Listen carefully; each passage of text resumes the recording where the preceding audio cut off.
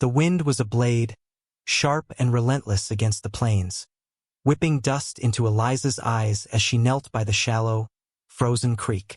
Her hands, chapped and raw despite the thin gloves, fumbled with a broken fence post, the wood brittle and splintered. Abandoned. That was the word that echoed in the vast, empty space around her, as cold and unforgiving as the land itself. Thomas had promised a life here, a future built on grit and hope, then vanished like smoke, leaving behind a crumbling cabin, a stretch of unforgiving ground, and the weight of his debts. The nearby settlement offered no solace, only turned backs and whispers. Poor, foolish woman, she'd overheard one woman cluck, her voice laced with pity that felt sharper than any mockery. Thinks she can hold onto that land. On her own. Men in the general store had chuckled when she'd inquired about lumber, their eyes scanning her worn dress and thin frame with open skepticism. Best pack it in, missy, one had advised, his tone dripping with false concern. A woman alone out here is like a field mouse in a hawk's eye. Ain't meant to last. They saw her not as Eliza, a woman with iron in her soul and a desperate will to survive, but as a fragile thing out of place, a problem waiting to happen.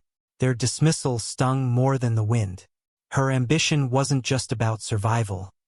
It was about defiance. Thomas had claimed this land, but she felt its pull now, felt a fierce, protective instinct towards the desolate beauty and harsh promise it held.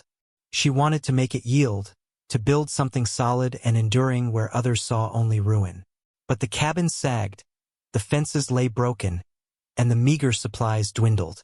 Fear was a constant, gnawing presence, a cold knot in her stomach. Every creak of the old cabin in the wind, every distant coyote howl, sent a fresh wave of panic through her. Loneliness was a heavy cloak, muffling hope. There was no one to share the burden, no one to offer a word of encouragement, only the vast, indifferent sky and the knowing, pitying glances of those who waited for her inevitable failure. She straightened up, her back aching, and looked out across the land brown and gray under the pallid winter sun, stretching to the horizon where the jagged peaks of distant mountains rose like cruel teeth. Felt impossible. The sheer scale of the task, combined with the crushing weight of isolation and judgment, threatened to break her spirit. She hugged herself, shivering, the cold seeping deep into her bones. They were probably right, the men and women in the settlement. A woman alone out here. It was foolish. It was madness. But the thought of giving up, of returning to a life of dependence, of being another mouth to feed, was intolerable. She had tasted independence, however bitter its current form, and found a strength she hadn't known she possessed. It was buried deep, obscured by the fear and despair, but it was there. She just had to find a way to access it, to make it burn brighter than the cold and the doubt. The sun dipped lower, painting the sky in harsh, brief strokes of orange and purple before giving way to the creeping, inky blackness of night. The wind seemed to howl louder now, a mournful sound that mirrored the cry trapped in her own chest. She stumbled back towards the cabin, the weight of the world pressing down on her thin shoulders. Inside, the single lamp cast long, dancing shadows that played tricks on her tired eyes. The silence was deafening. She was a lone spark in an ocean of darkness, and the tide was rising. The thought of facing another day, another battle against the elements and the scornful expectations of others, felt overwhelming. Yet, somewhere in the depths of her being, a stubborn ember refused to be extinguished. It was the spark of defiance, the quiet refusal to let others write her ending. It was a small thing, fragile and faint, but it was hers. She held onto it, closing her eyes against the encroaching darkness. The blacksmith's forge stood apart from the main cluster of buildings in the settlement, a squat, solid structure of stone and timber that seemed impervious to the wind. Smoke curled lazily from its chimney, a sign of warmth and industry in the biting cold.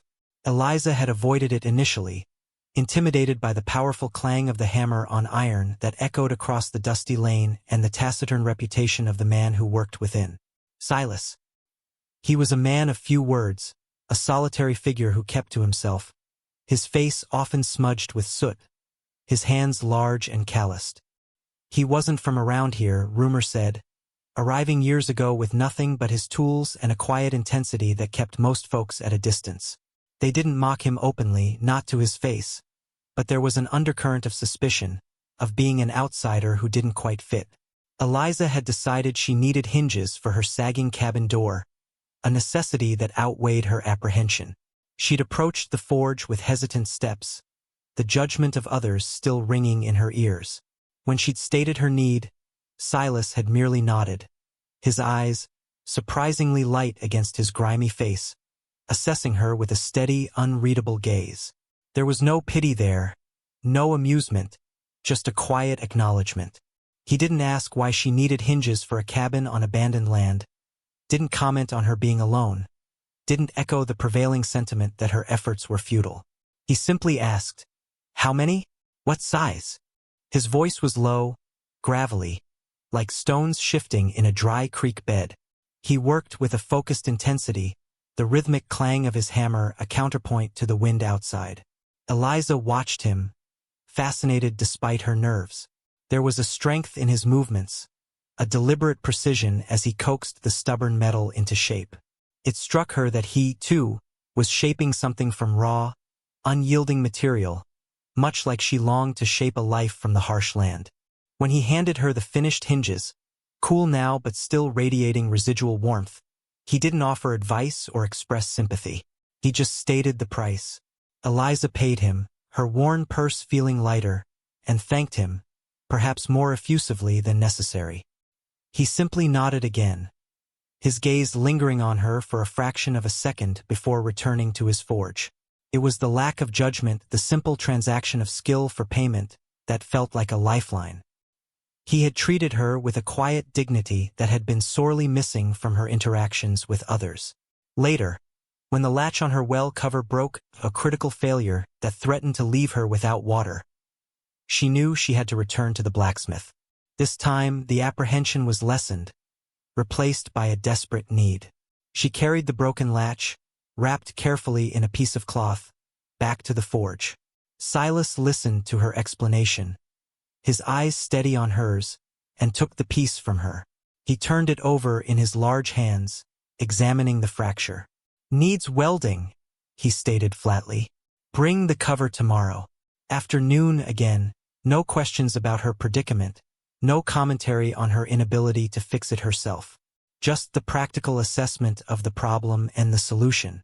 The next day, wrestling the heavy well cover onto a makeshift sled, Eliza muscled it across the frozen ground to the forge. Silas didn't offer to help lift it, but stood back, observing her struggle with the same quiet intensity.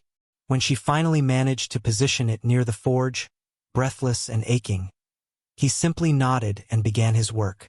He didn't speak as he prepared the metal, heated it, and carefully, skillfully joined the broken pieces. The air filled with the smell of burning coal and hot metal. Eliza watched, her body weary but her mind captivated. There was a quiet power in his presence, a self-contained strength that was deeply reassuring. As he worked, she noticed small details of the careful arrangement of his tools, the way he wiped sweat from his brow with the back of his hand, the focused line of his jaw. He wasn't just a blacksmith. He was a craftsman, dedicated to his work.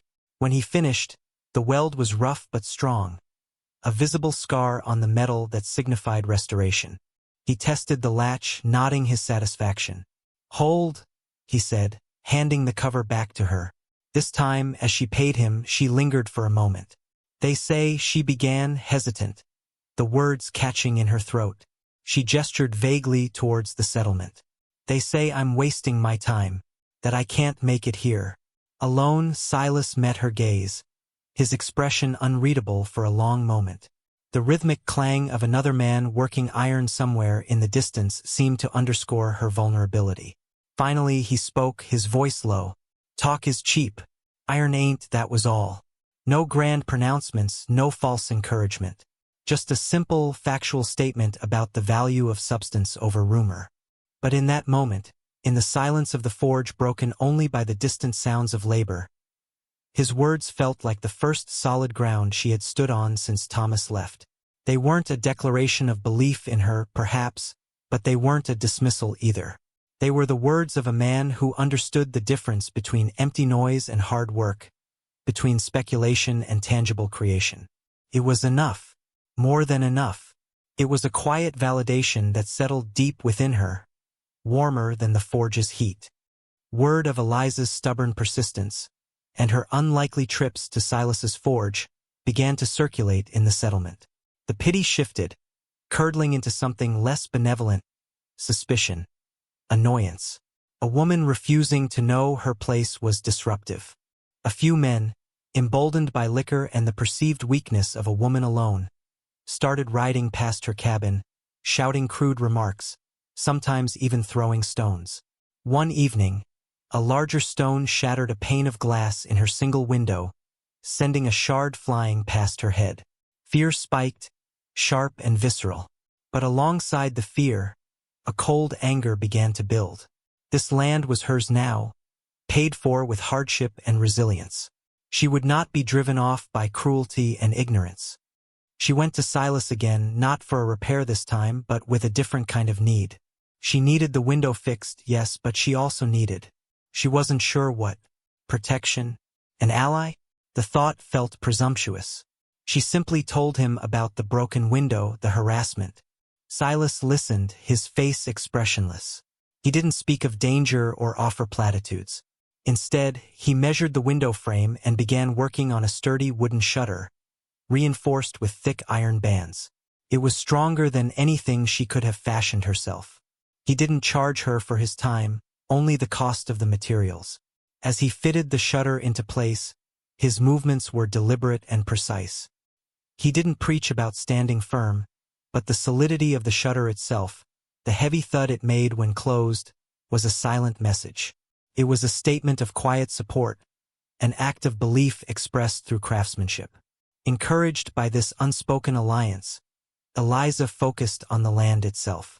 She started small, clearing brush, repairing more fences, her hands growing tougher, her muscles leaner.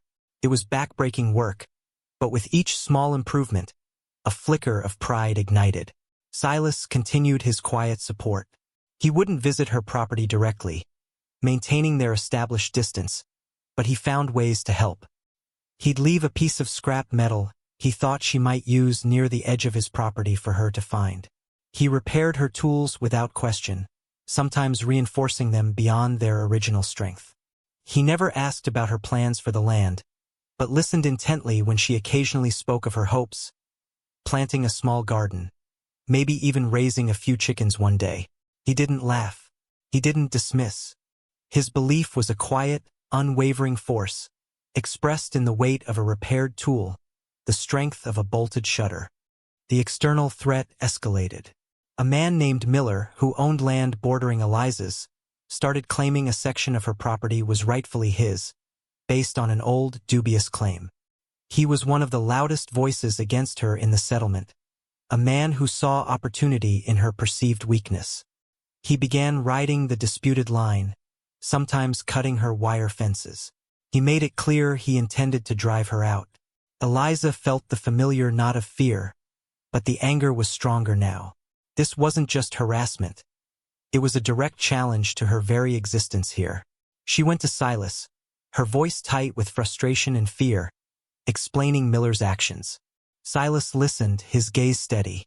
He didn't offer to fight her battles, but he asked questions about the property line, about the original claim. He spent a few days quietly studying old maps at the land office in the nearest town, returning with information that cast doubt on Miller's claim. He didn't present it triumphantly, just gave her the facts he had found. It was up to her what she did with them. He was providing the tools, the knowledge. The fight was hers. This quiet empowerment, this refusal to take over but instead to equip her, solidified her resolve. The day came when Miller, accompanied by 2 other men from the settlement, rode onto the disputed section of her land, intending to put up his own fence line. Eliza saw them coming from a distance, her heart hammering against her ribs. This was it, the moment of confrontation. She didn't have a gun. She had only her determination and the information Silas had given her. As they approached, She walked out to meet them, standing squarely on the land she claimed. Miller dismounted, a sneer on his face. "Get back to your cabin, woman," he spat. "This land's mine now." Eliza felt the fear, but she also felt the solid ground beneath her feet, the strength born of weeks of labor, the quiet support of the blacksmith's belief. She held the map information in her hand. "This land is mine, Miller," she said, her voice trembling slightly but clear in the cold air. "My claim is filed." And according to these records, she laid out the evidence, speaking with a newfound authority that surprised even herself. Miller blustered, his face red with rage. His companions shifted uneasily. This wasn't the frightened woman they expected. Just then, a figure emerged from the direction of the settlement, Silas. He walked slowly, deliberately, not towards the confrontation, but stopping a short distance away, near the boundary of the undisputed land. He didn't speak, didn't approach the group. He simply stood there, arms crossed, watching. His presence was a silent anchor, a quiet, unwavering statement of support that radiated outwards. Miller saw him, and his blustering faltered. Silas was known to be quiet, but capable. He wasn't challenging Miller directly, but his silent observation, his willingness to simply be there, altered the dynamic. It wasn't just Eliza standing alone anymore. There was someone else who saw, someone else who knew. Miller hesitated, glancing between Eliza and the stoic figure of Silas. The bravado drained from him. He had expected an easy victory, a terrified woman to back down. He hadn't expected resistance, and he certainly hadn't expected the quiet, solid presence of the blacksmith. After a tense moment, he muttered a curse, climbed back onto his horse, and rode off with his companions, defeated not by force, but by quiet resolve and the weight of witnessed truth. Eliza watched them go, a tremor running through her body now that the adrenaline was fading. She looked towards Silas. He hadn't moved. She walked towards him, stopping a few feet away. "Silas," she said, her voice thick with emotion. He met her gaze, his eyes holding that same unreadable depth. "Thank you," she whispered. He gave a small, almost imperceptible nod. There was no need for lengthy explanations or declarations. The shared moment, the quiet understanding, spoke volumes. The land remained hers. Miller didn't challenge her again, his bluster having crumbled under the weight of documentation and Silas's quiet presence. The whispers in the settlement didn't disappear entirely, but they changed. There was less pity, more grudging respect, and perhaps a touch of fear. Eliza, working her land under the vast sky, felt a transformation within her. The fear was still there, a shadow that never entirely left, but it was no longer debilitating. It was tempered by resilience, by the knowledge of her own strength, and by the quiet certainty that she was not entirely alone. Silas continued his work at the forge, and their interactions remained sparse, built on unspoken understanding and mutual respect. He would repair her tools, and she would sometimes leave a small offering of vegetables from her burgeoning garden by his forge, a silent exchange of sustenance and skill. They were two solitary figures, forging their existences in a harsh world, finding a quiet connection in shared resilience and earned dignity. The land was still unforgiving, the work still hard, but Eliza stood taller now, rooted to the earth like the fence posts she had once struggled to repair. They had mocked her ambitions, seen only a fragile woman destined to fail. But a compassionate blacksmith, in his quiet way, had believed in her dreams, not with words, but with iron and fire, with steady hands and a silent, unwavering gaze. And in that belief, Eliza had found the strength to build her own enduring reality. The wind still blew, but it no longer felt like a blade. It felt like a challenge she was ready to meet.